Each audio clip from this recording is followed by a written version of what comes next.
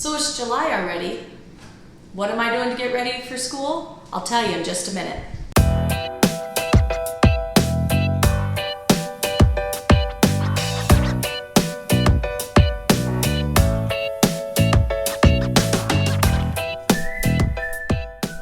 Hey guys, it's Stephanie here from Molding Our Monkeys. Today I'm going to talk to you a little bit about what the summer projects are that I've got going on here.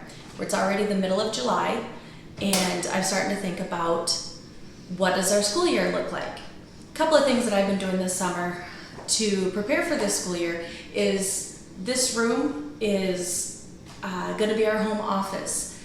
We've not had a home office in 10 years and so we've been repainting and reorganizing this room so that we have a quiet office space and a little less chaos around the school area.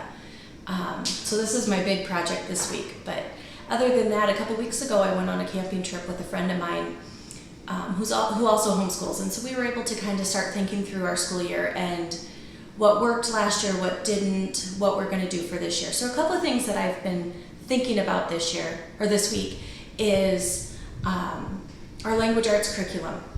What we've been doing is dry and dull, and we never do it because neither me nor my daughter wants to do it. So we're looking into new workbooks and changing that up. I've got a couple that I need to show her because she's almost 10, so we're going to let her kind of decide which one she wants to do. They're all basically the same. They're going to teach her the same thing, so I don't care which one she does. So I'm going to let her decide that. And then we've been looking at science curriculums again. Science is hard for me, guys. We never find something that we want to do consistently. So I'd love to hear what you guys have to say about that. What do you use for science? In the past, we've done just magic school bus kits and just a little bit of hodgepodge, whatever I can throw together. This year, we're going to try to start with Apologia. It's written into our curriculum in a couple of years, but we're going to start it this year. So those are the two big curriculum things that we're looking at this summer. The other big change that we've got going on for this fall is we're adding a kindergartner this year. Our daughter turns 5 next week, so I'm excited for her to get started on that, but it has some scheduling challenges. Instead of teaching 2 kids, now I got to get 3 in, plus have the 2-year-old. So it should be an interesting year. We're trying to figure out what that looks like and what does she need and how to get everything done in a reasonable amount of time.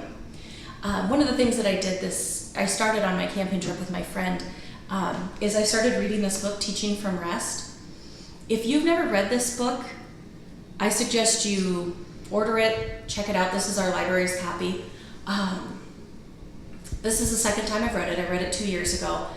And it just reminds me why we're here. What are we doing and why we're doing it?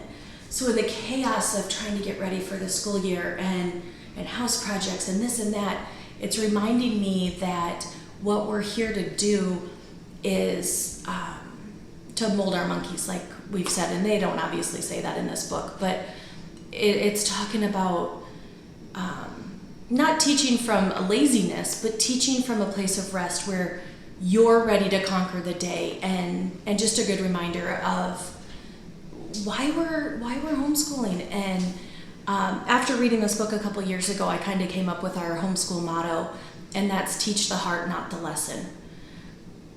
Yeah, I did say that right. It sounded weird when I said it, but teach the heart, not the lesson. We're not here to shove books down our kids' throats. We're here to teach them to love learning and teach them to love Jesus and teach them to grow up to be adults who are productive members of society. So that's what I'm doing to get ready for this school year. I'd love to hear what you've got going on, what projects you've been working on this summer, what things that you're struggling with planning out. Comment those below. Maybe somebody's got some ideas for you. And like I said, if you've got ideas for science, I'd love to hear them. So, talk to you later.